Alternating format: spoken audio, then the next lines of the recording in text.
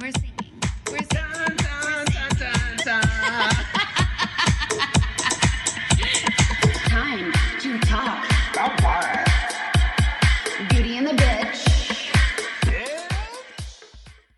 Morgie. Mickey. I have the most exciting news. Oh my God, tell me. Okay. Are you on the edge of your seat? You know I am. Okay, I can see you and you're not on the edge of I your just like to seat. sit comfortably. Please don't dictate how I sit. Okay, I'm not going to mansplain to you how to sit, but if you tell me you're going to be on the edge of But the if you seat sit and on I the edge see of your your back seat, that's how you fully probably against do it. the Okay, back, great. Well, I'm glad we're all on the same page now. I'm just saying, be what you say what you be. I'm trying to be nicer in 2019. Be kind in 2019. Oh, really? So Even on the tell me- podcast? No, not really. Tell me your news. Okay, so this is actually really huge news. So a couple of weeks ago, I was contacted by the marketing, I guess, team for the Academy Awards. Mm-hmm.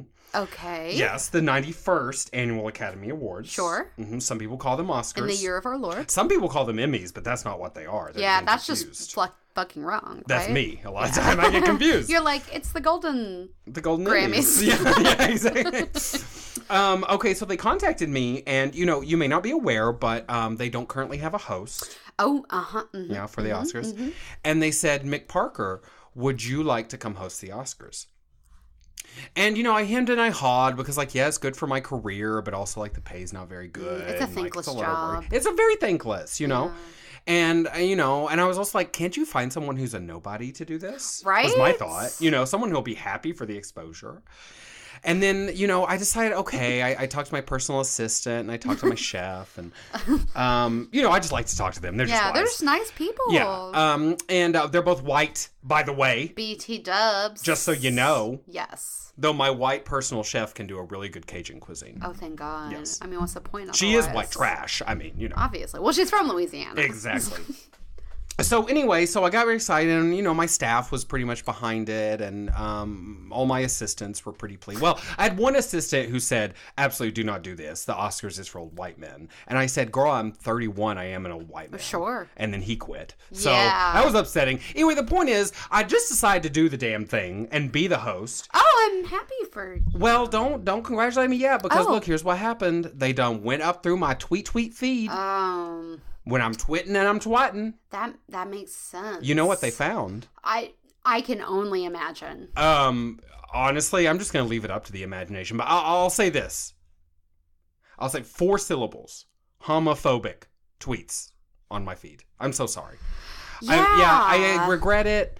And unlike some people, I apologize deeply for my past homophobic tweets. I regret them. I am now an ally of the LGBTQ Well, and it's really community. interesting because my hesitation with you presenting this information to Sure. me thus as it was, is that I guess after you were pulled, Yeah. they called me. Oh. And my staff put it through. I have a staff put it through all of the same Did rigorous. they fax it to you? They e-faxed it to my MacBook Air because I'm rich and fancy.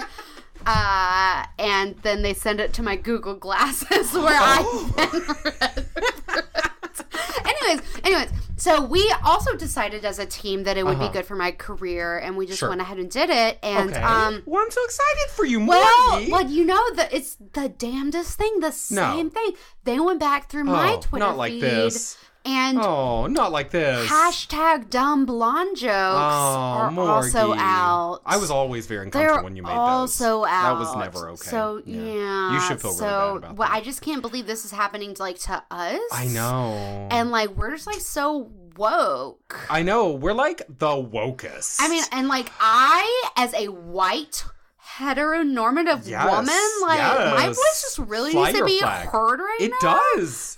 So You Elizabeth Warren-ass motherfucker. welcome to the Oscars. Oh, it is you. No, so we've decided we're doing a grassroots Oscars here on Beauty and the Bitch. Oh, yes, where we basically draft our picks and talk about who matters and who doesn't based on absolutely no information except the internet and what we think makes sense. Yeah. Which is how they do the Oscars anyways, I'm assuming. Exactly. Right? These people don't watch every damn movie. No. I don't believe it. I don't believe it. They're like, oh, Viggo Mortensen trying to change it up? Pass. Sorry, Green Book.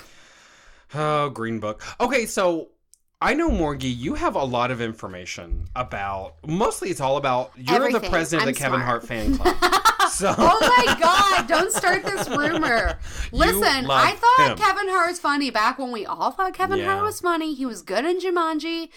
And then he said some rude things and didn't apologize. And I'm ready to say goodbye. Well, really, actually, what happened was he said some rude things, and then we fell in love with him. And then we found out about the rude things. Oh, yeah. And then he wouldn't kiss me after I blew him. Yeah, which honestly, same. But still, so rude.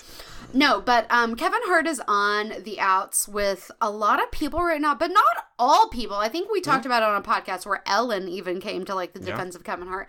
And, like, honestly, navigating the world of, like, woke pop culture is really difficult. And, like, sometimes you have to make some sacrifices. And SNL, I recently saw, did, like, a skit, like a dinner party skit, like, back in the day, like, last year, when the Aziz Ansari stuff came out. Because that was one of the more touchy ones where people were like, but if we just don't talk about it, it didn't happen. You know what I mean? And the whole skit was like, are we gonna bring it up? Can we talk about dun-dun? Aziz Ansari, and it was like white people's resistance. He the host? No, he wasn't there. Okay. No. It was just like their commentary on it. Also on All Fantasy Everything, that podcast I love, David Bory, a black comedian, he was like, y'all, I have this joke that keeps not landing because most of the audiences are white, and it was a joke about how, like, Me Too is great, hashtag Me Too, keep this movement going forward, but, like, when are white people gonna have some icons to give up? Because he was like, y'all, we over here getting rid of Bill Cosby, we're fine with it, we're down with it, we're getting rid of Kevin Hart, we're getting rid of Michael Jackson, and he's like, where are your sacrifices? He was like, you should bring a sacrifice to the table, and he was like, Louis C.K. doesn't count, because he was only sort of famous for, like, not that long. Well, I would say Louis C.K. counts because he was famous for a very long time. And he did a bad thing. Well, but you know, that's what a lot of people are saying about he did a very bad thing. Yeah. I'm sorry. Yes, 100%. That's what a lot of people are saying about the Kevin Hart thing. A lot of the celebrities that are speaking up, they're saying if he was a white man, would it be this? If he was a white woman, there are many white comedians who have made very iffy LGBTQ jokes. Well, my thing is, though, I get that, and I see that, and certainly systemic racism is systemic. So, yeah, I do think it's notable. I had never thought of it that way before. I think it's a really smart joke. I don't know if I would laugh, because I think it would make me think, His friends were like, stop telling that joke. Yeah, the people are just not going to laugh. They were like, white people aren't coming around to your joke. Move on. And he was like, okay. Well, but it matters. It does matter what mouth the joke comes out of, though. I do think. Yeah. And it's always been that way in comedy, right? A black comedian can make black jokes that very few white comedians can make. Oh, sure. Right? Which I think is fair, right? There's that whole bit in the early American version of The Office where Michael Scott keeps trying to do Chris Rock. Do you remember that? Yes. And it's like so horrible. It's so horrible to watch because you're like, girl, this is not your joke. And in a similar way, when, say, Amy Schumer makes a gay joke, it just doesn't hurt me the way it does when a straight man makes that joke. And frankly, though we're all changing and we're growing, black straight men are kind of the pinnacle of masculinity as far as what I think of as masculinity. And so it hurts me more. It makes me afraid and angry in a way that it doesn't when Amy Schumer makes the joke, because Amy Schumer is a woman. Mm-hmm. So is that right? Maybe not, but I came by it honestly. I mean, it's not like I just made it up. Yeah. You know? Anytime I've been called a fag on the street, it was a black man that said it. I'm just saying that to you. So, you know, it is what it is, my queen. We all come at it from different ways, you know? So, I don't know. I'm glad he's not hosting the damn Oscars, though. Me too. And I'm pretty much over him. I still think he's sexy, but I can't help that. Yeah, you just have a type and still just not short, on board short, with dark, it. and muscly, man. He's beautiful, except his little mind. Yeah, a little hateful mind. Yeah, and it's interesting because he's not gonna go away from being in things that we love. Like, we mutually saw and liked Jumanji a few Christmases ago, and they're making a second one, and like...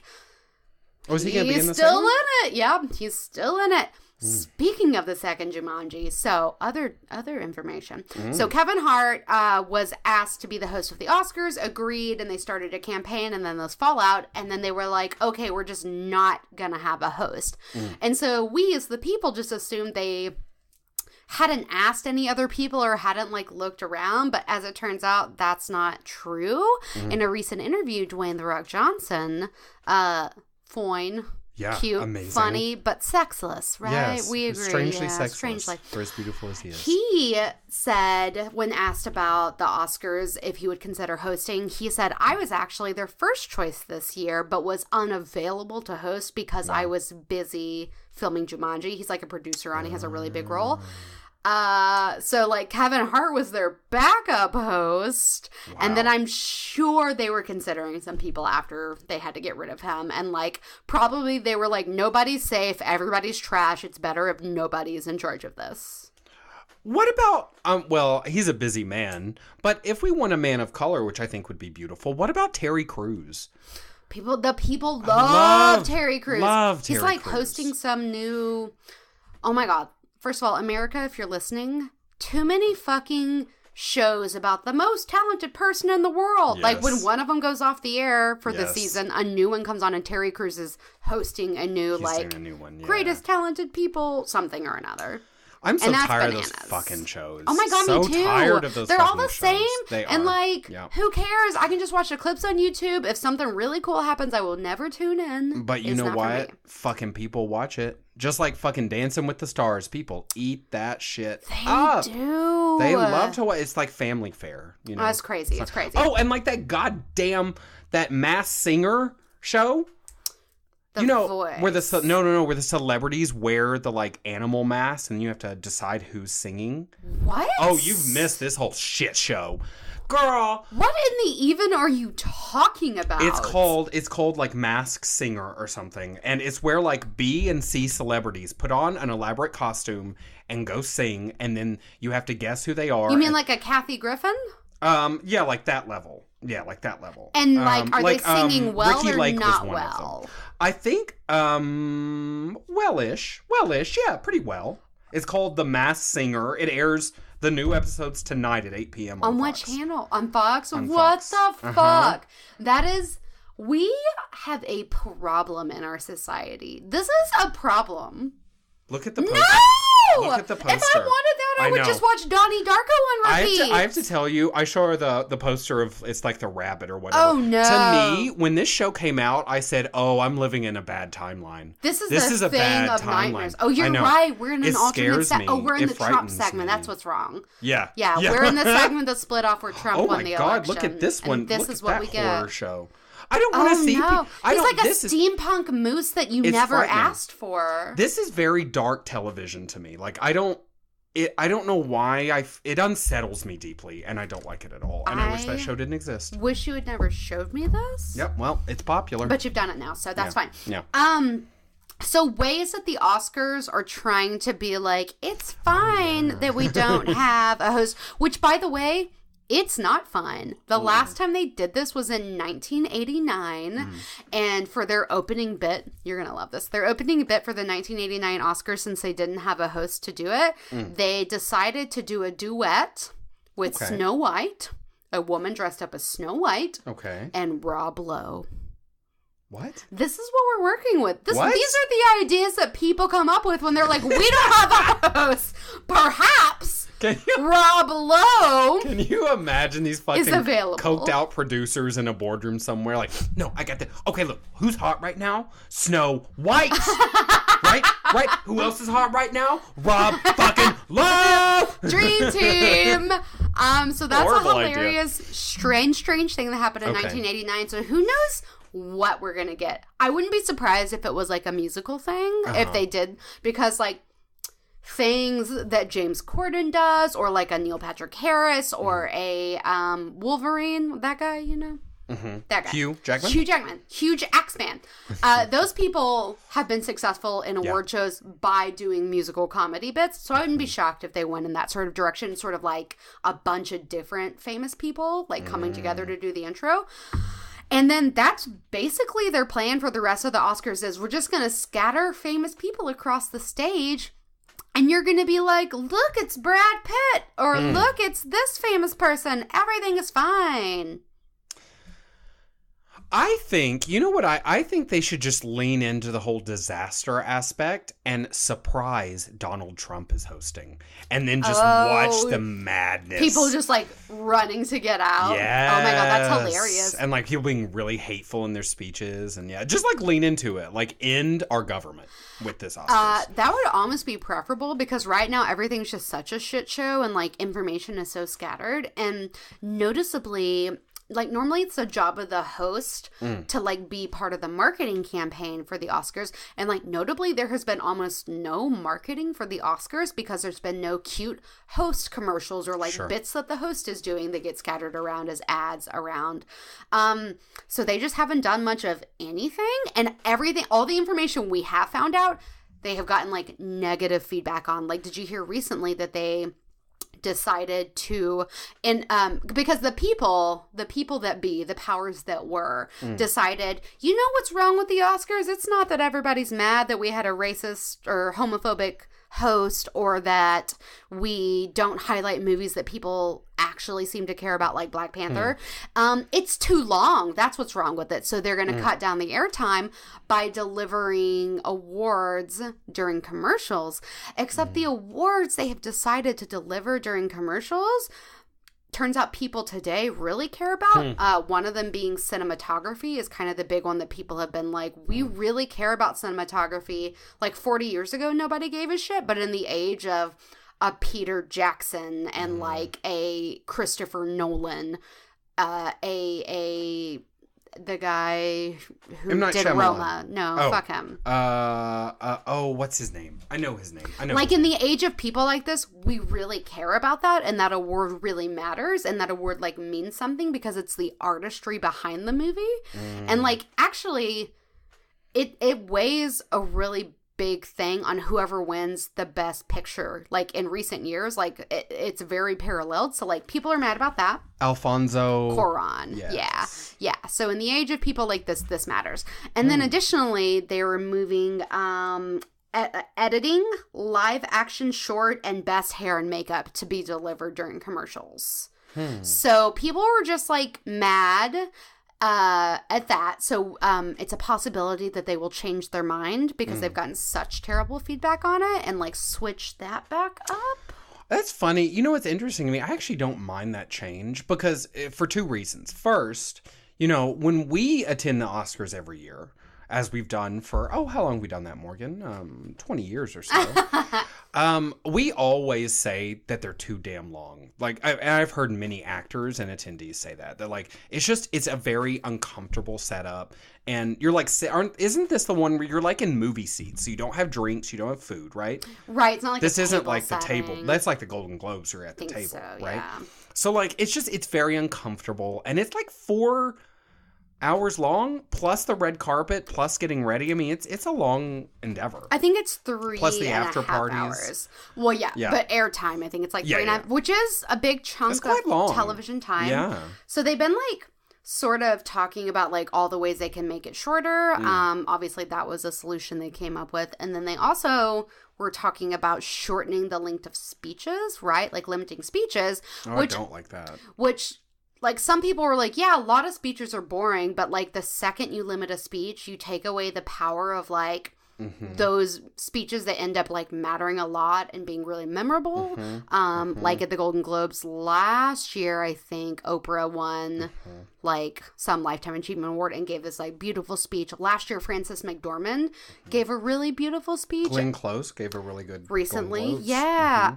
A couple of years ago, when Matthew McConaughey won for the Dallas Buyers Club, he gave a really impactful speech about inclusion and acceptance. And it's like really one of the only, like, I think it's one of the most important parts of winning is you get that mic for it. Yeah. You know, honestly. So people were like also not happy about that. Other things that have gotten a lot of backlash, they were talking about introducing for future Oscars this popular movie category and like cutting some other award to like put it in its place. And popular movie category would be like something like the Marvel movies, like the box office hits. Like, what do the people like best? What was most well received that like also was like financially successful? And the people were like, or food for thought, you could just choose to care about those movies. And they made a step in that direction this year by nominating Black Panther, which is like huge for Marvel, huge for superhero movies. And definitely a step in a direction to be like, our bad, we heard you, you didn't like that other idea, so we'll just try to be more inclusive. I hate that popular movie idea. Yeah, what is that? So did everyone else. That's just like So that's not happening. It's dead. It's a dead idea. But they introduced it and they were like, someone gives soon. You know when you're in elementary and everyone brings Valentines for like the class? It's like when the really cute boy you have a crush on gives you a Valentine and it says like, you're nice. And you're like, oh, thanks for this Valentine, but I'd rather it wasn't fucking worthless. Yeah, unless it comes with candy, and then just take the candy and throw the Valentine away. But word. Or like he gave some of the girls holographic Valentines and yours has no hologram. How dare he? Yeah. Yeah, so it's kind of... Oh, I'm in 4th grade again, and I'm pissed. Oh, just he mad, and tomorrow is Valentine's Day. Tomorrow is Valentine's Day. Well, tomorrow, the day we're recording. Yeah. It'll be over by the time y'all hear this, but... Yeah. I always love bringing Valentines to class, but the boys never wrote me the kind of Valentines I wanted. That is a shitty part of being a closeted kid. Thanks, Morgan. May we change small little things and have our children know that they can be accepted and come out at an earlier age. Yes. And hopefully receive sweet Valentines. Yes. Yeah. Yes. Aww. I'm sorry, go ahead. This is a spoiler, but in This Is Us, Tess came out. Spoilers! Oh my god.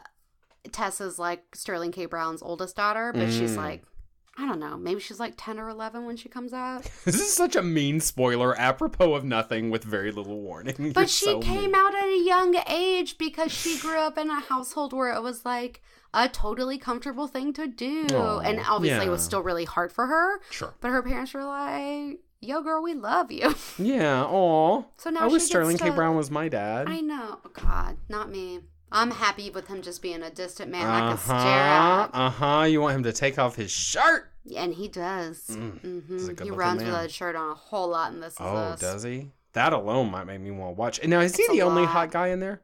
Milo Ventimiglia? Oh, you love him. Oh, yeah, he's gorgeous. And then, like, the other twin brother is this, like, standard hot white guy that looks like an Abercrombie model, which, like, not for me, but, like, standardly speaking, he's, like, fine as hell. Did you ever watch... This is another tangent, but did you ever watch Transparent? Only the first season. Oh, okay, the first season. You know the daughter, the mom, who's like the elder daughter, who's like very neurotic. Okay. Her husband / ex-husband / on again off again husband, that actor. I think that guy is so fucking sexy. Okay. He plays in some other show. He plays a sex addict. The League, perhaps. Does he play a sex addict in The League? I'm gonna look him up. We're gonna talk about my number one crush, Adam Driver. Oh yeah, weird and strange. He might be my number two crush. Oh, this is wild what you're saying right now, and I don't know what this person's name is. I love this. I'm looking it up right now via Transparent. I always have like the hardest time. But I'm, like, really honing in on it. Like, when people are like, who is your celebrity crush? Like, for the longest time, I was just like, I don't know. It's a really hard question. But I've really honed in on, like, a Milo Ventimiglia and, like, that guy from Outlander, Sam Hugan. Oh, like, sure. I think I can, like, officially be like, these are the two people. And to me, that's good. That's a good place to be. So his name is Rob Hubel. And I'm I know that name. This is a pretty true to life picture. He doesn't. Shut up! I don't know why, but that's so. I think he is so fucking. Wait, he was in hot. Kimmy Schmidt, wasn't he? Oh wait, does he play a sex act in Kimmy Schmidt? No, didn't he play Titus's like person he was dating, except he was straight and he was like dating it because he was like, I need to keep my gay image up. He's on the home network or whatever. Yes, right? He's like Ty Pennington. He's like a a Ty Pennington, and he always talks like this. Yes, exactly. That's funny. You think he's sexy? I think he's more. Than, I feel that for there's you. There's something about him. I feel that for you. Oh, here he is kissing a man. Is he gay? Oh, Rob Hubel, gay. Let's check. Let's check. What a joy that would be. Because I'm not going to be having no Adam Driver, but maybe there's I don't know. He seems like he might be fluid. I think even if he was gay, he'd fucking be dating Zac Efron. Do you like Ezra Miller? Love Ezra. Well, actually, he's a little young looking for me, to be perfectly honest with you. I do think he's cute. I think he's very cute, but he doesn't... I'm more into that young Spider-Man, if we're doing young superheroes. Oh, and he's old enough. We've been through this. They're all legal. But he's like, far beyond okay, legal. No, he's not. I think he's like 21, actually, when I think about it. Oh, is he really? He's too young. Well, but Tom that's Holland fine for is his name. Oh, no. He's got children. Rob Hubel? That doesn't mean he's not gay. Well, that's true. That's very true. Net worth $1.5 million American dollars. Hello, Mr. Rob Hubel. USD? Ooh, 6 feet 1 inches tall. All right. So fuckable. Anyway, I'm sorry. Back to what we were talking about. Speaking of fuckable people. That was a good tangent, though. He's so pretty. Yeah, none of my fuckable favorite people are going to be at the Oscars except for like probably some really pretty girls because they wear really nice dresses. There are really good. Do you want to get into the nominations? Do you have more? No, I don't have any know more they were trash doing talk. All this strangeness. I mean, I've got a little bit of trash talk before we do it. It's my tangent. Oh, and then I have a question. Okay, great. So my tangent is, we have not watched the bulk of these Best Picture nominations. Okay, this is hard. And that's my tangent, and that's my rant. Why? If they want us to care about the fucking Oscars, you need to make these movies, unless they're currently in theaters, they need to be available at least to rent online. I'm not fucking buying BlacKkKlansman so I can watch it for this podcast. I considered it. I really want to see it, but it's not available to rent anywhere, and it's not in theaters. So how the hell? I should have seen it when it came out, I guess, but I didn't, so fuck me, you know? That's interesting, and like also a really good point, because it's like, if their problem is that they're losing viewership, like every year they've had a steady decline in viewership, which is what all of the award shows have, and TV in general has experienced that, but especially these like live sort of like annual events. They need us to care about it. They need our buy-in so that we want to tune in for our movies. And I think for this particular Oscars, they're banking on things like a Bohemian Rhapsody and a Black Panther. But you know what? Those are 2 films out of like the myriad of things that we're supposed to be invested in. And the things that are going to win, frankly. Yeah. The other things. And here's the thing. There are, how many? 8 nominees for Best Picture. I think that's like a lot for the Oscars. I think normally it's like 6 or something. If I had my way, I would have rented every single one of these. I would have watched them all if they were available. I would have. I couldn't believe it when I started researching. I was like, and it's not just Best Picture. A lot of, the vast majority, 90% of these movies are not available to stream or rent. And I'm sorry, but that's our culture these days. People need to get on board. And I think it's interesting that Roma took the approach that they did, because I think Netflix probably knew going into a contract with an Alfonso Cuarón that this picture is like Oscar quality, and so spending the budget to make a streamable Oscar quality movie is the wave of the future, and it's going to be huge for them if Roma wins, and Roma is tied for the most nominations with The Favorite. Best Actress, Best Supporting Actress. So this could be this could help change the face of like this horrible problem that we live in, where we cannot watch these movies. Yeah. I just think it's a problem with the industry. I mean, it's not really just about me being a fucking couch potato and whining that I can't watch this stuff. I didn't want to watch this for my own fucking joy. I wanted to watch this so I could talk about it. Not that we're like a huge fucking publishing mogul, but still. And to be informed. And like, I'm one of thousands of people who are doing episodes about the Oscars right now. You know what I mean? And it is part of the buy-in. Like, it's not as much fun to participate in an event where you don't know and you can't make an educated guess or Unless be you're like drunk. educatedly angry. Yes. I mean, you should always be drunk. Yeah. And you should always be angry. But like, it's better if you can be like, I'm mad because I think this other thing is better. Yes, as opposed to just, I'm mad because my father didn't stick around. Yeah, my mother didn't love me. And I hate this movie. Give me wine. Which is what we normally fall back on. I mean, that's just who we are. Hey, ding ding. Ding ding.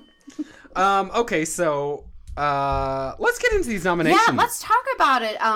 Roma and The Favorite, I just said, were tied for the most nominations with like 10 apiece. Crazy. According to this article. That's already a huge win for Roma. I mean, frankly, and for Netflix. And for huge Netflix, win. yeah. Netflix is already cleaning up at like the TV game, right? Mm-hmm. But they're coming in hot with the movie game. They're coming in real hot. Netflix. Mm-hmm. I hope Netflix isn't the next Facebook. Like 10 years from now, they're going to be like, actually, the Netflix you loved is actually a demon. You know?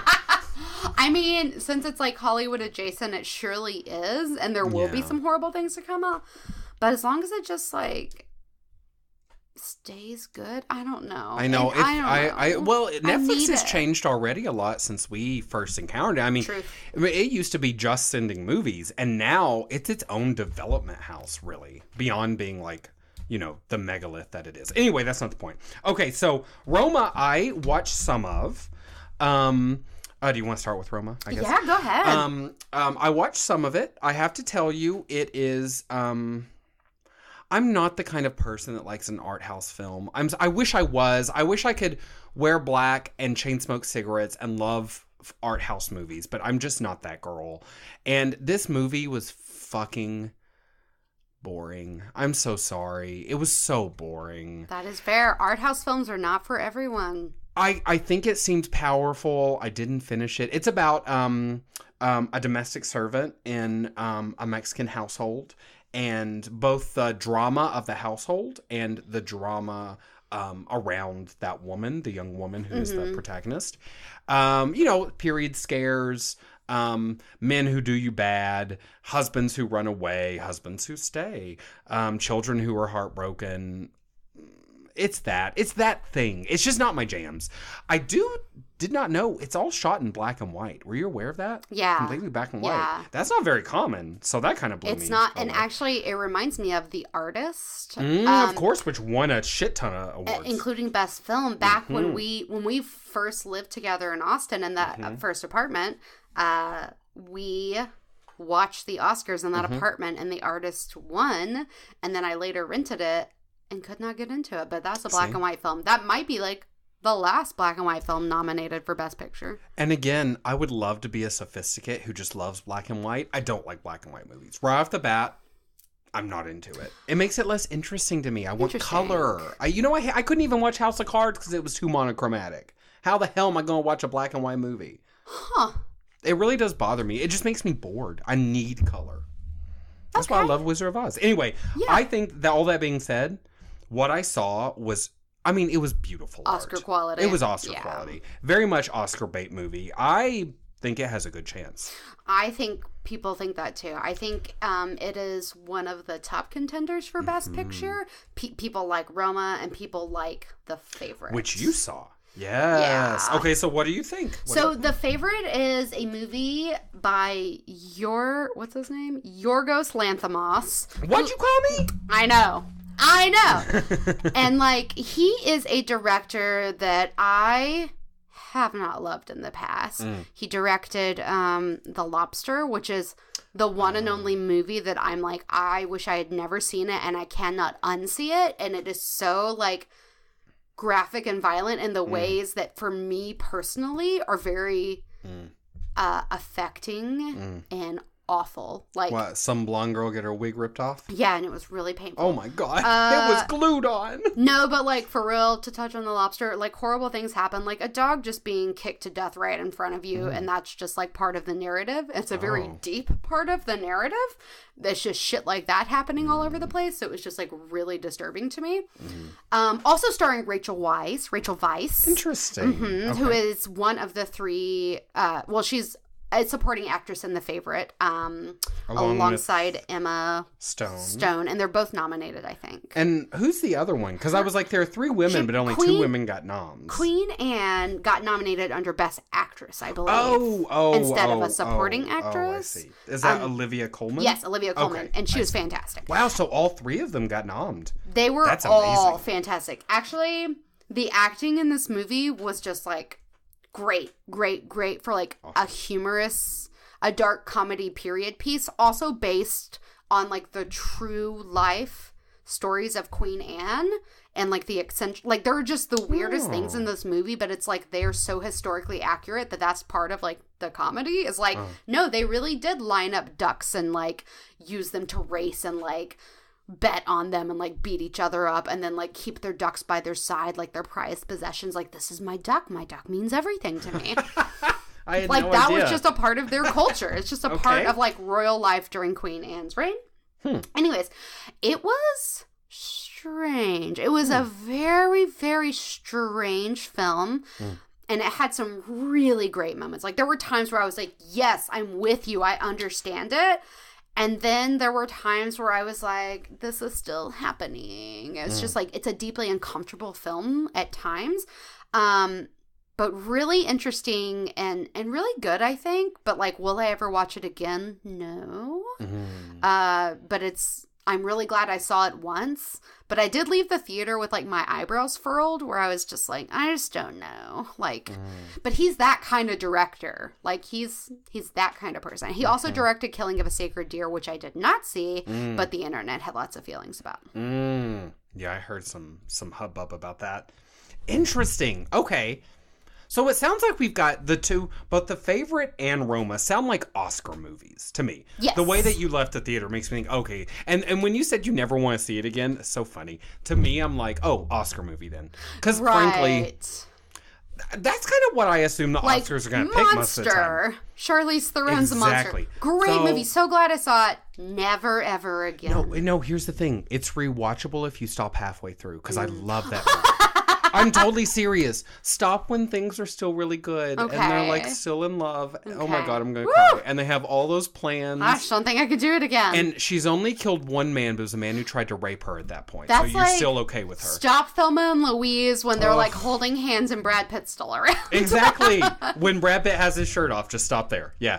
Oh my God. Yeah, but it was very much an Oscar-y sort of film. Okay. But as a period piece, like you don't, I mean, it's a very different period piece. It's like nothing like other period pieces. Is it like, and then Mick immediately asks if it's like another one, but style-wise, not overall. Yeah. Is it like that Marie Antoinette where she wears Converse? No, not at all. Okay, it's not like that. No, it's very true to like style-wise and like everything is very like of the time, which is why it's so ridiculous. Like the wigs that they wear and like the dances that they do. You're like, they couldn't possibly be doing, oh no, they are. This is a real dance that they have memorized and they're doing it in the middle of a room. Maybe it was the casting of Emma Stone in this that made me think it was going to be like, almost like a Baz Luhrmann type of, I don't know, something. And she was like over the top style. Like she and Rachel Weisz are these like witty women who are like subverting power and like they equally want to be the favorite of the queen so that they can control the kingdom. Hence the title. Oh, I see. Yeah, they're vying to be the favorites. And The Favorite has a really good marketing campaign. Their like tagline for like their Oscar marketing is all in favor, F-A-V-O-U-R, because it's The Favorite spelled the Old English way. Oh, sure. But like all in favor is their tagline, and then it has all their like positive reviews because it has all of the positive reviews. Like it has great Rotten Tomatoes reviews. It's the Alamo Drafthouse pick, which is like a big thing for it to be. So it has like a lot of big support. Okay, so we've got The Favorite, we've got Roma. Also in this category for Best Picture, Bohemian Rhapsody, Black Panther, we'll get back to both of those, I'm sure. Black Klansman, Green Book, Vice, and A Star is Born. Yes, you know what's interestingly missing from this list? If Beale Street Could Talk. Oh my God, I didn't even notice. You're so right. That was my pick to win Best Film. That, to me, I was like, that's the movie that's going to win Best Film. Okay. We were talking about If Beale Street Could Talk, and then we clicked pause, and probably this is a weird transition, but here we are. Strange. We had to take a short break because my shipment of gold bars arrived. And his assistant quit, as you might remember from the top of the podcast. Simply because I'm an old white man. Simply. How can I, an old white man, put away my gold bars? You can't. Without assistance. You can't. How about this, Morgie? I'll hire you. There's no pay. It's really an internship. I would, but I'm dead, so... Oh, darn it. This is such a coinky-dink. Everyone I asked to be my assistant is dead. Coinky-dink is filed forever in the Urban Dictionary. It's just like white people shit. Yeah, that's like when I just said I went out to eat a couple days ago, and after I was like, ooh, they're going to have to roll me out of here. And then I was like, oh... That's one of those things white people say. Or like a picture of a truck with like tie-down straps and a white man just being like, that ain't going nowhere. Yeah. All just standard white people things. Speaking of white people things, back to If Beale Street Could Talk. Yes, and if Beale Street could talk, it would be like, white people, quit trying to change Memphis. We good. Yeah. And it also might be like, girl, why did no one nominate me for Best Picture? Girl! It really is a shocker. To me, that is a shocker. Okay, and to be frank, like, I did not see it because, again, I haven't seen very many movies because they're not available. It's not available. It's not even on Amazon I would love yet. to have seen it. Yeah. But it just based on, like, what I read about it and critic reviews and trailers, it just seems like a thing that belongs in this list, right? And it's a Barry Jenkins. We loved him in Moonlight. We gave him all of the Oscars for that. God, that's an amazing movie. And this just seemed like a great follow-up, but I guess we're not going to go that direction. Okay. But Regina King is nominated for Best Supporting Actress, right? And that's from Beale Street, I think. Yes, I think so too. Let me just double check to make sure I'm not lying. Well, I think there's two. Yes. Okay. I think there's two Reginas nominated, or there's two that could be nominated. Regina Hall and Regina King. Regina King got the nom. Okay.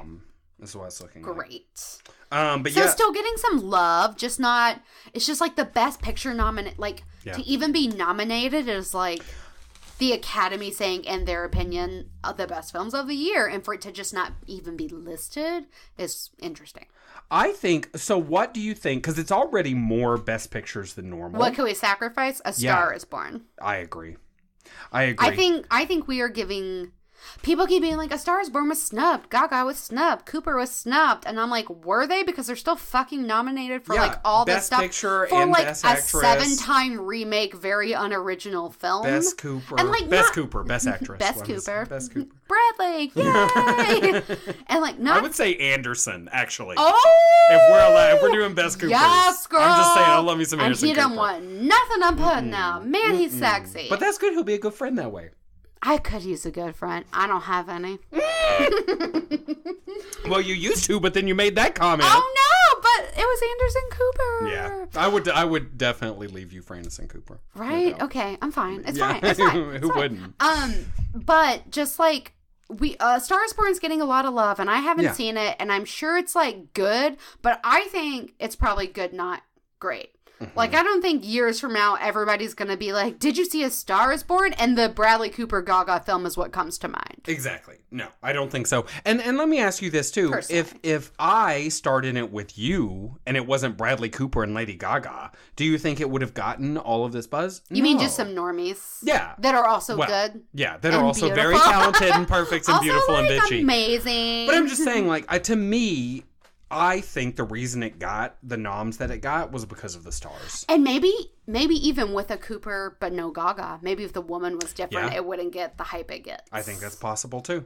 And we love Lady Gaga. We haven't seen A Star is Born, so again, we're talking out of our ass. But it is kind of the thing that doesn't seem to belong. Along with, of course, Black Panther. But let's get into that. Yeah. Because Black Panther is a unique entry. Very unique, and maybe a little self-serving to put it in this category. Like, honestly, like, if we get to the Oscars and Black Panther wins, like, number one, my mind will be blown. And then second of all, like, the world will be a different place. The Oscars will be forever changed if a Black Panther wins because that just, like, changes the face of, like, everything. I would be so shook, but not, like, furious. You know what I mean?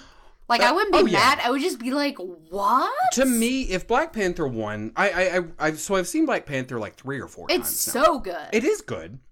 Which is why it's different from Oscar movies. I will say, even though, let's say, I've seen Black Panther 4 times, I've seen Roma half of one time. Right. I didn't binge it. Look, I'm trash. I like trash. I'm not saying Black Panther's trash, but I do like trash. I much more enjoyed Black Panther, but to me, Roma felt like a different quality of movie. I will say that to you. And I'll tell you, this last time I rewatched Black Panther, I loved it. I still love it. I don't know, though, if it is of a quality with most of the other movies on this list. Right. And I really don't think I have much maybe on par with Bohemian Rhapsody. Maybe, yes. Though Bohemian, well, yeah. Though Bohemian Rhapsody's been winning, like, right? Well, they've been what winning other awards. I would say Bohemian Rhapsody, Black Panther, and A Star Is Born are all kind of on the same level of like more popular entertainment. Though the thing is, any of these could be amazing soul-bending movies, but they're not. Black Panther, to me, is just one of the better Marvel movies, not to be a negative Ned, but it's a good fucking movie. If they give it the Oscar, I'm not going to be like, oh, that means it's better quality-wise. To me, I'm going to say, oh, this is great. What they're saying is the door is open for Black productions, actors who are people of color, actresses who are people of color, directors who are people of color. And I think it would be worthwhile. I certainly wouldn't be mad. Nothing is going to convince me that Black Panther is as good of a movie as some of the other movies on here. But I think I would be fine. It's my dark horse to win. No pun intended. Because I think it would be lovely for the message it sends more than actually for the quality of the movie. That's my feeling. I feel like, how do you feel? Yeah, I feel like that's a fair assessment. I feel like besides that it's like iconic and different in the ways because it like displays this huge cast of Black excellence, and like of course that's one of the reasons that like it was so popular and like gained so much attention and fanfare, because it spoke to a community of people that were underserved in Hollywood. That's one reason. I think the second reason is that Ryan Coogler did a really fucking good job with it. Yeah. Like he took a sort of could be silly comic booky thing and he made it like possibly powerful. The best superhero film that we've ever seen at this far, at least according to like reviews and critics. Like I think people Thor Ragnarok is better personally. I love Thor Ragnarok. That's just my personal opinion. Yeah. You know, of course. So I think he did just like something we had never really seen done with superhero films. You know what? And that's really special. I do agree that's special. Yeah. Okay, though I do have to push back a little bit on that. Do you really think it's that much better than all the other Marvel movies? I think... Or has the hype inundated you just... Well, it was one of those films that I thought lived up to the hype, because I often am susceptible to like go into a film with lots of hype and then like fucking not like it. Like, sure. Because it's been built up so high. Yeah. What was that? La La Land. Like I bought Christmas Day tickets, could not wait to see it, was like gonna be my favorite movie in the world, and then by the end of it I was like, the world is trash. The internet has lied to me. Like it crushed my soul. That's so sad. But then like Black Panther did not. I was like, we're just gonna see. We're gonna see if I like it as much. And like I did like it as much. And like I don't know if I got swept up in the hysteria of like mutual love for it, but like it does stand out to me as like one of the best ones. I am on board with Thor Ragnarok. I think that movie is fucking great. I think those two and maybe like one of the early Captain Americas, maybe. You know what? That's what people normally say. People like a Captain America, and I'm not standing for that. But maybe like the first Avenger movie or something is one of the higher rated films. Sure. We did this back in the day when we went through our Marvel thing, and I can't remember, but I think it's Black Panther's probably in the top 3 best superhero movies. Definitely. Well, of this current, of the Marvel. Yes, of this world that we live in. I agree with you. I don't know. I do think the reason I'm pushing back is I do think it's been I did just rewatch it, and as watching it, I was like, this is definitely a Marvel movie in all the good and all the bad that entails. You know what I think would be interesting? Really interesting. Tell me. Spike Lee did BlacKkKlansman, which is another nominated movie. I would love to see what Spike Lee does with Black Panther. Ooh. I'm saying, if we're saying that dark. Well, if comic book movies are to such a place where they can be nommed for Best Picture at the Oscars, I want someone to make a fucking film. You know what I mean by film? Yeah, sure. I just said I don't like art house, but I think an art house comic book movie I would be into.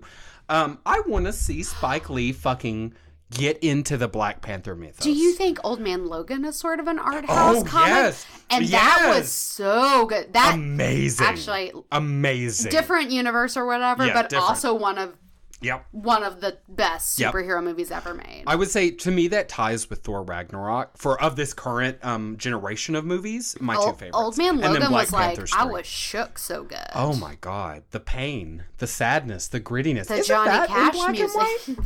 So they did a regular version, and then they re-released it in black and white. Like a Logan Noir. And that's telling, because when I watched it in black and white, not knowing. It was just the one that was available. Mm-hmm. And I loved it. And I sure enough turned off Roma because I couldn't handle that black and white. So maybe I make an exception if it's X-Men. Interesting. And it's interesting to be like to talk about Black Panther and be like, oh, it's like one of the greatest superhero movies ever. But like that movie didn't really get any nods that I can remember. Thor Ragnarok didn't get any nods, and also great films. So it is interesting. Well, and back in the day, like the Tim Burton Batman was iconic.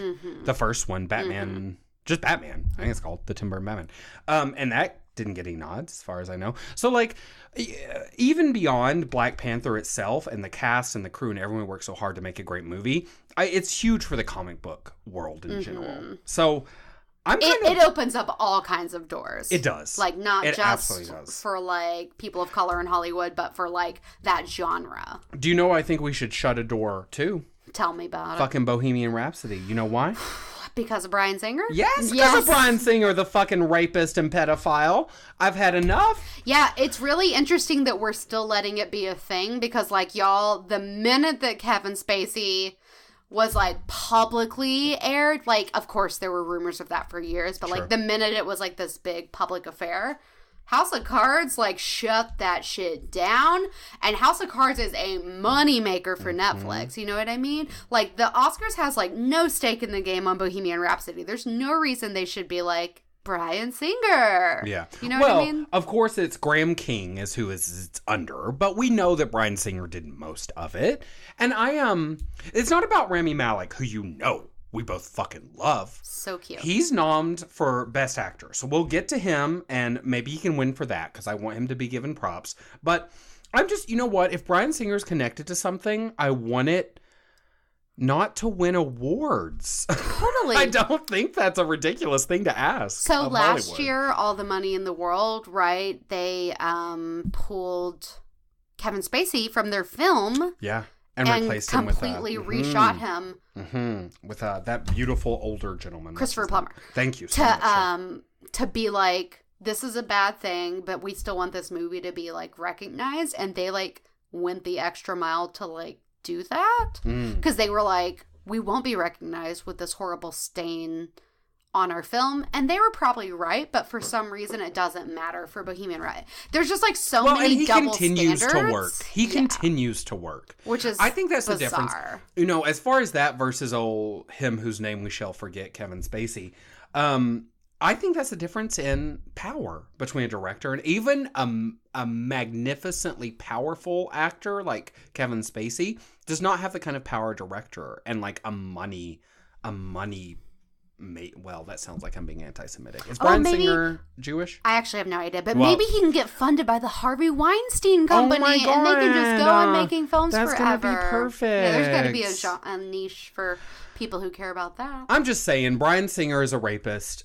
I'm through with him in Hollywood. I'm through supporting movies he's in. Though I will tell you, X-Men Second Class, X-Men 2 First Class. What is it called? The one with Nightcrawler in it.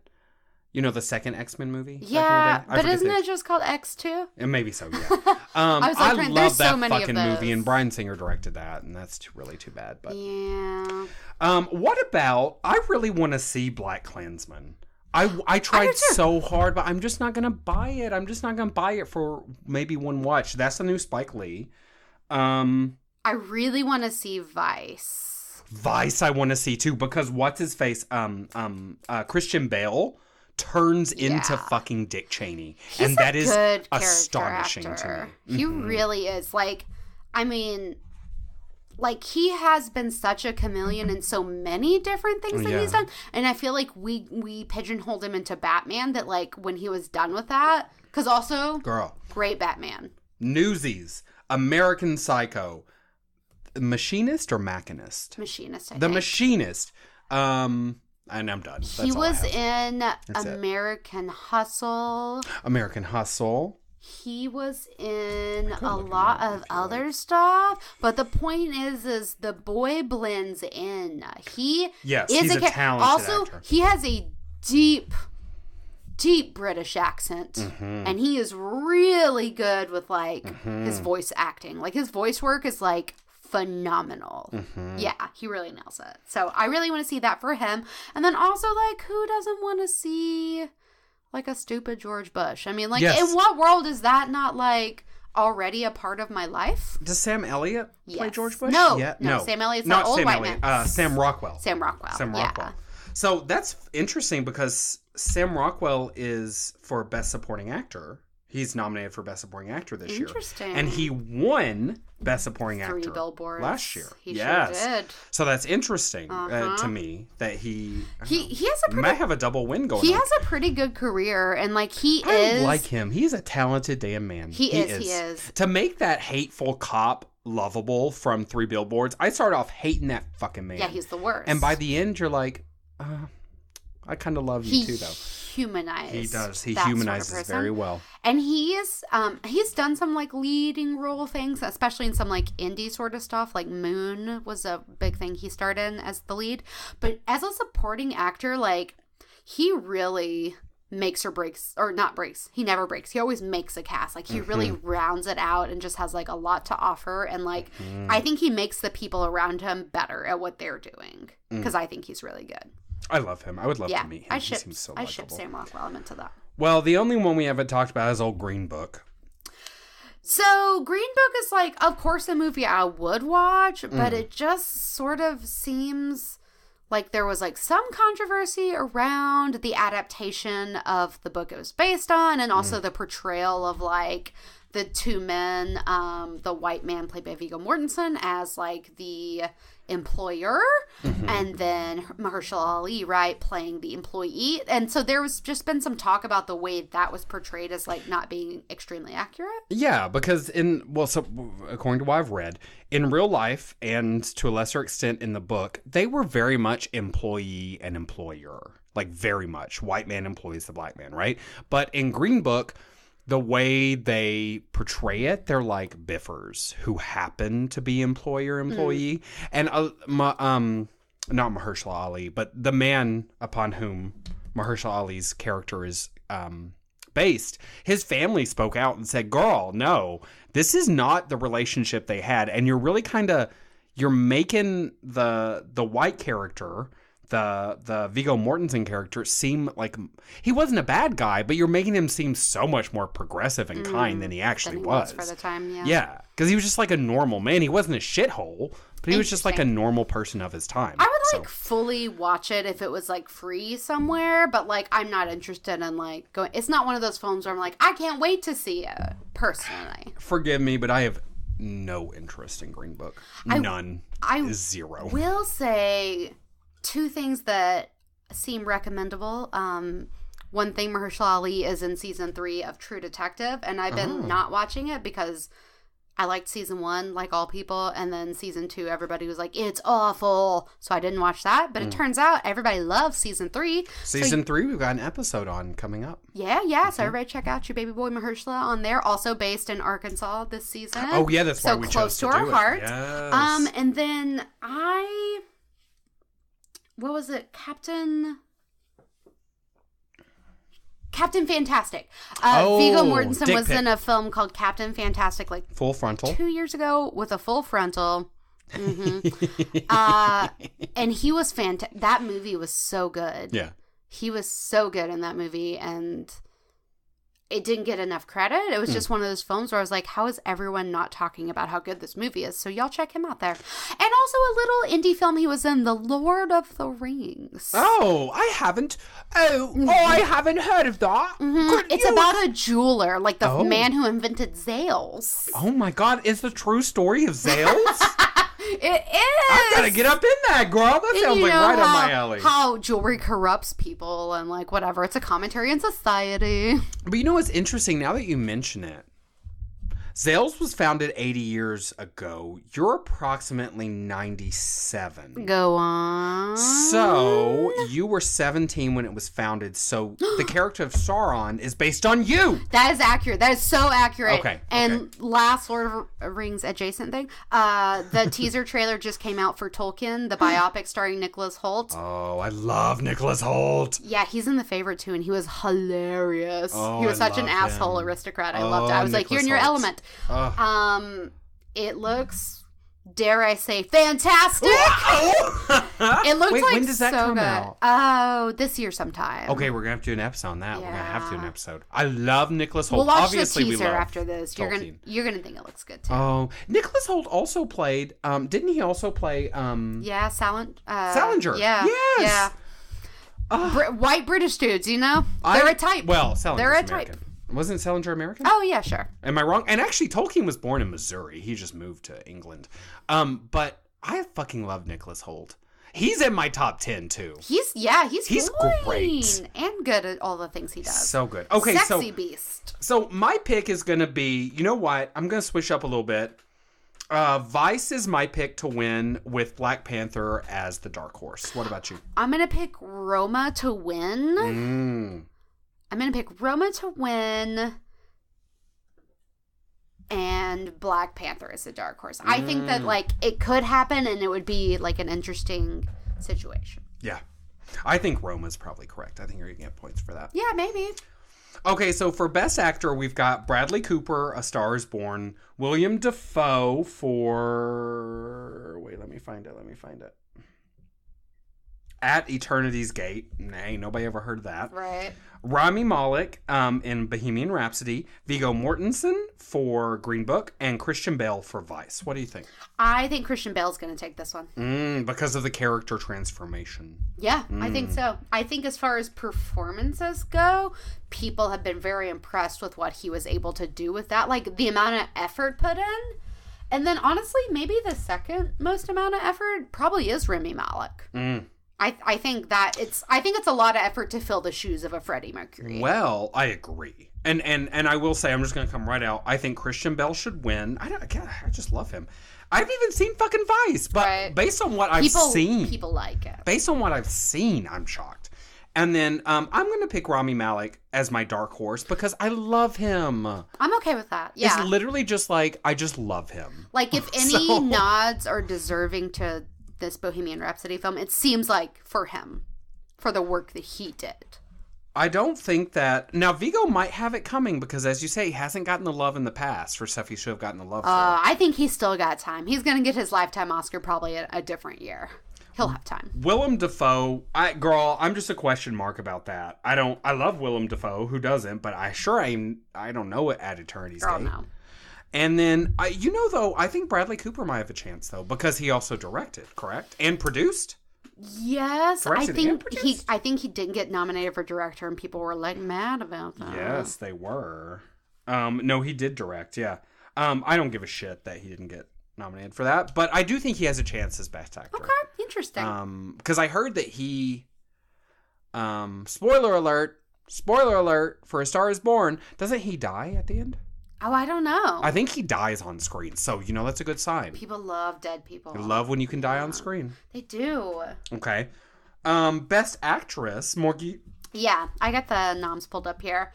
We got Yalitza Aparicio from Roma. We got Glenn Close from The Wife. We got Olivia Colman from The Favorite, Lady Gaga from A Star is Born, and Melissa McCarthy from Can You Ever Forgive Me? Mickey, who is your pick to win? Who do you think is going to win this category? Well, I'll tell you, Glenn Close won the Golden Globe. So that's a little bit in her favor, right? But so did Olivia Colman, right? Because they split the wins between comedy and... Oh, good point. Okay, yeah. Okay. So those are both winners from the Golden Globes, which is often, it's not... It's not definitive, but it can be, tied in your favor. Check. For Yalitza Aparicio, this is her very first gig, really. I mean, she's got a few things on IMDb, but nothing much. I thought she was amazing. But I doubt she's going to win right off the bat for that performance. It wasn't... well, actually, I didn't watch the whole thing, and I heard it got a lot more intense. So I'm not going to say anything else. Of what I saw, I don't think so. Melissa McCarthy, absolutely not. Get out of here. And and Lady Gaga, I'm sorry, I don't think so. Not coming for Lady Gaga. I think it's going to be between Olivia Colman and Glenn Close, personally. So I think it's going to go to Olivia Colman. And I think for Dark Horse that they might give it to Gaga because they secretly, in their secret society, want her to EGOT. And this is her moment. That's a good point. It's her moment. It's a good point. If Whoopi Goldberg can do it, I can't. If Whoopi Goldberg can do it, I cannot. Interesting. Does she already have a Grammy, an Oscar, and a Tony? She does not have an Oscar. She has an Emmy for her work in American Horror Stories. Okay. She definitely has Grammys. She's got all the Grammys. She maybe has not done a Tony performance, but she could. How easy is it going to be for Gaga to win a Tony? It's going to be fucking bananas for her. She's gonna walk in there and win. You know what? I like that. I do love Lady Gaga. It might sound like we're not fans because we're not enthused about this movie, but I love Lady Gaga. You know what? I'm gonna say Olivia Colman to win. Lady Gaga is my dark horse. The same. Oh, we're the same person. We're the same. Okay. Best supporting actor. We've got my boo-boo Adam Driver for BlacKkKlansman. Mahershala Ali for Green Book, Sam Rockwell for Vice, Sam Elliott for what's it called? A Star is Born. A Star is Born. Oh, is Sam Elliott also in that Buster Scruggs movie? Maybe. Maybe not. Maybe he's not. that old white man with the mustache. He's the mustaches. Yeah, from The Big Lebowski, for example. That's yes, or from the shitty version of The Golden Compass. What are you talking about? He played... The Brass Compass? The Golden Compass? Yeah. He's in The Golden Compass? Yeah. I don't remember that shit. I sure enough watched that shit. He plays the Texas guy. Oh, yeah. You know why I don't remember is because that's a forgettable-ass movie. Because it's not good, y'all. Hello, goodbye. And then Richard E. Grant from Can You Ever Forgive Me, which was that Melissa McCarthy movie. Yes. Right? Okay. Yes. About the art forging. Oh, yeah. I don't give a shit about that. What do you think, my queen? I think Mahershala Ali won last year, I believe, or a couple years ago for his work in Moonlight. Was that 2 years ago or last? Yeah. Yeah. 2 years ago. I'm pretty sure he for sure won for that, and it was a big deal for him. I think we might be looking at a Sam Elliott or a Sam Rockwell off, personally. I think it would be, I'm sorry, it's just who was he in Moonlight? He played one of the fathers, during maybe when the kid was a young kid. When he was really young? Yeah. I love that character. That movie fucking broke me, Morgan. Yeah. Moonlight. I've talked about it before. I'm not going to get into it again. I agree with you. You know what? I think this is Sam Rockwell's year to do a double. A back-to-back. Pull a Tom Hanks. Yeah. Because how different is George W. Bush from the racist cop? Well, maybe not that different, but I think they seem to be very different characters. Character acting wise, yeah. I will say, and I have no reason to know how they select their winners, but supposedly they're all, each category is judged individually and not, this category is judged based on who we chose for a different category.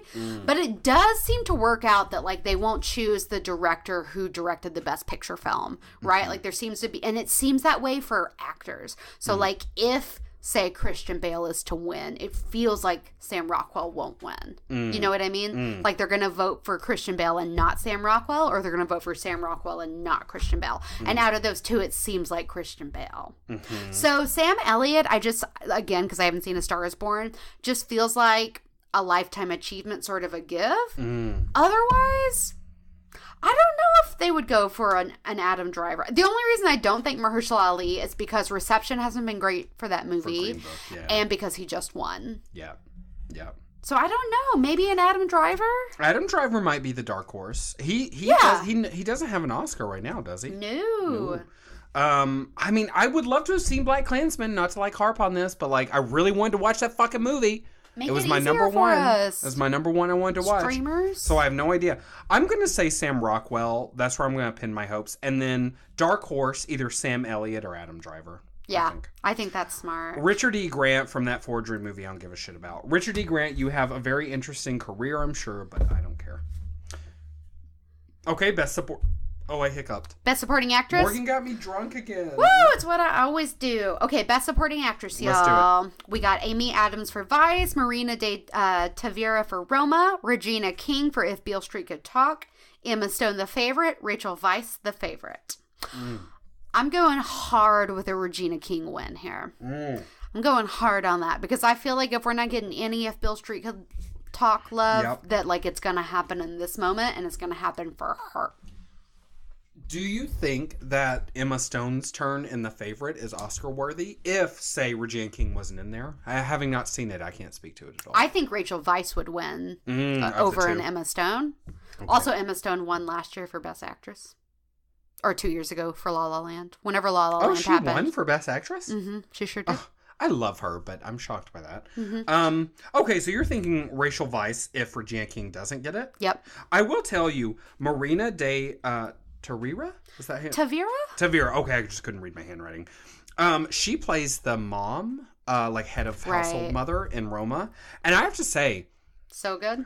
Yes, when Marina de Tavira and Yalitza Aparicio were on screen together, I was looking at the mom. I was not looking at Miss Maritza. Interesting. Yalitza, I should say. So I would say she might actually be my dark horse. Could be. Just because I haven't seen The Favorite. I've heard that the role Amy Adams plays in Vice is very meh. Because she plays Mother Cheney, whatever her name is. The wife, right? Doesn't she play Dick Cheney's wife? Sure, maybe, yeah. I'm not sure. Amy Adams, I think, is such a fantastic actress that, like, she's gonna find her moment. And she's been nominated several times over the last couple years. She was really good in Arrival. She got some love for her work in American Hustle. Yeah, she plays Lynn Cheney. Okay. Yeah. So, like, you know, maybe this is... Steve Carell plays Donald Rumstead. What? Rumsfeld, not Rumstead. That's not even a person. Oh, my God. Yeah, we got to see this film. Oh, my God. Okay. But she'll get her chance. Amy Adams is great. She gets lots of opportunities. Can I tell you a secret? You don't like her. I don't like Amy Adams. It's not that I don't like her. I would go to her baby shower. I would go to her tea party. I would go to her garage sale. Okay? She's so fucking bland. Now answer this for me. Do you like Bryce Dallas Howard? No, also, well, more than I like Amy Adams, but similarly bland. Jessica Chastain? I do like Jessica Chastain. Okay, great. Yes. I was just seeing if you're redhead racist, but turns out you like Jessica Chastain, so it's fine. Oh, no, I prefer redheads of the two. Okay. I mean, but I don't know.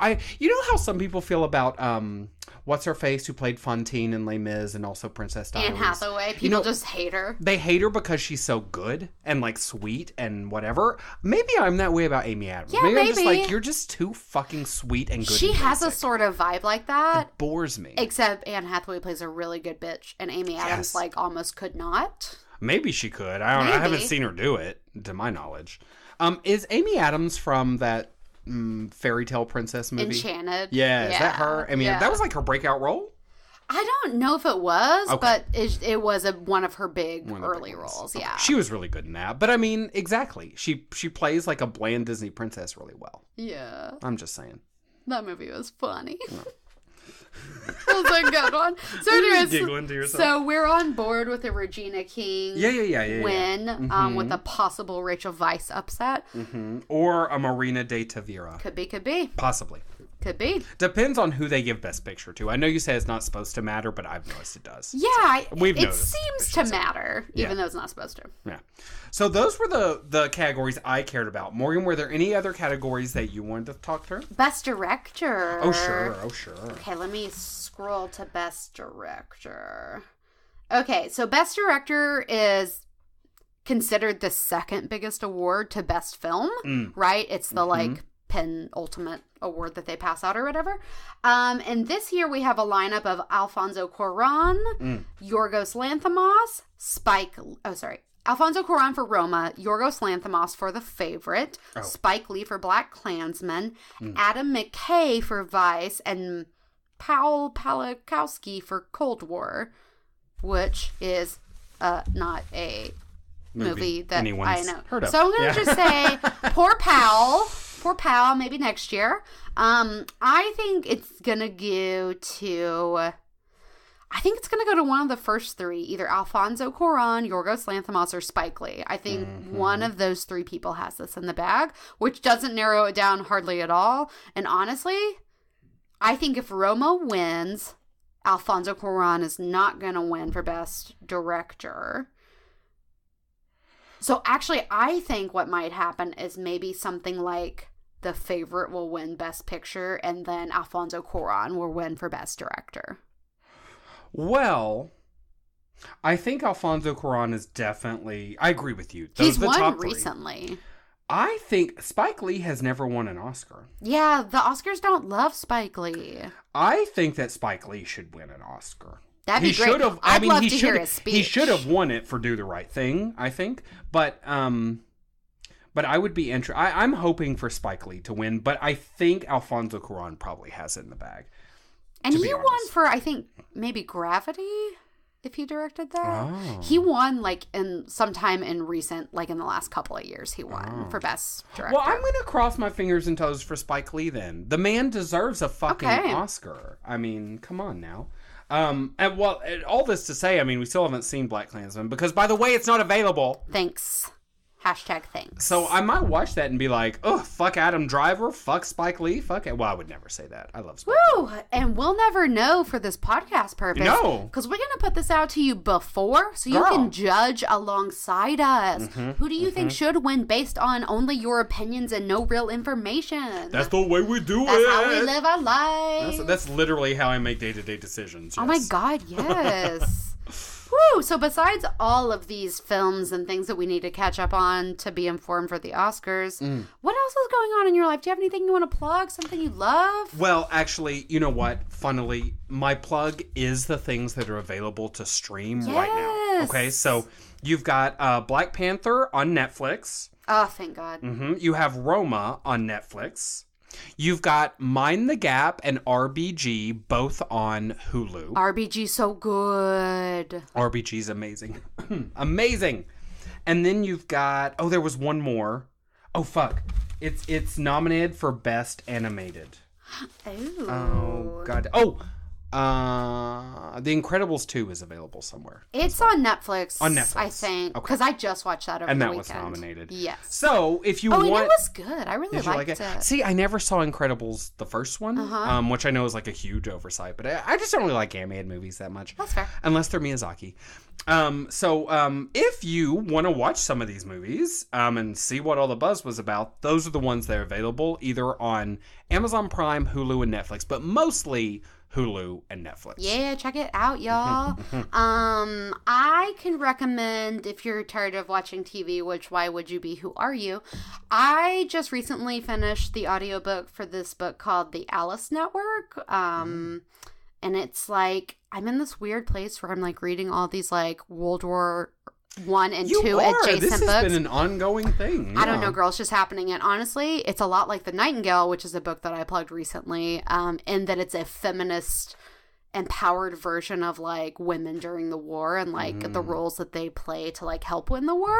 It's like literally so similar, but like two totally different things. Anyways, it was really good. And I felt like it gave you a little bit, like there was like a love story. So if you like were kind of like done with like the spy war stuff for like a minute, like you need a break because it's kind of intense. It's like, but also there's love, which is good for me because I love love. You like love. Yeah. So you love love?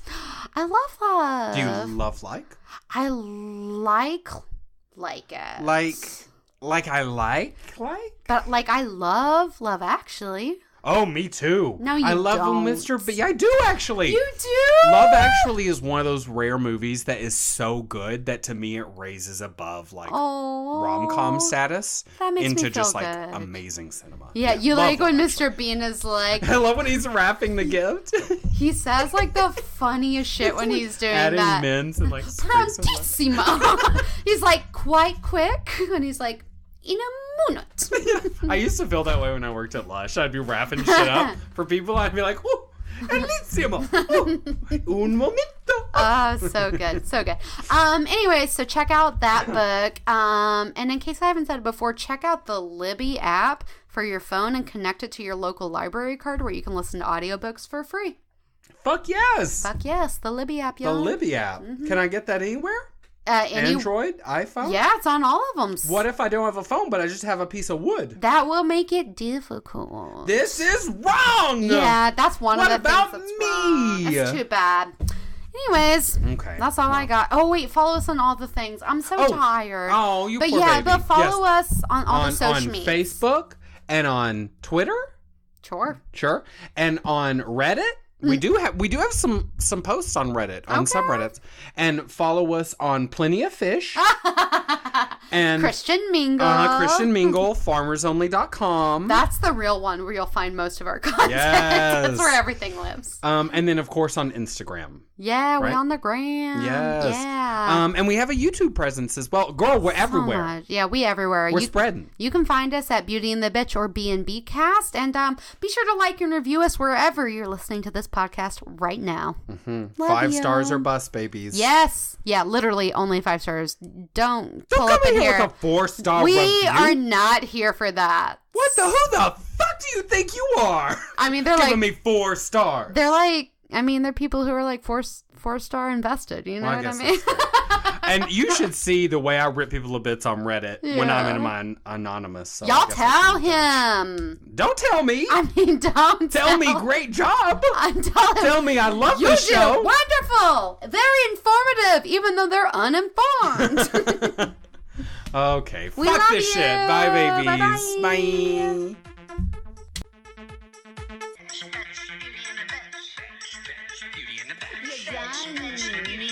Do you have a home? Beauty in the Bitch. You look. Beauty in the Bitch. Beauty in the Bitch. Beauty in the Bitch.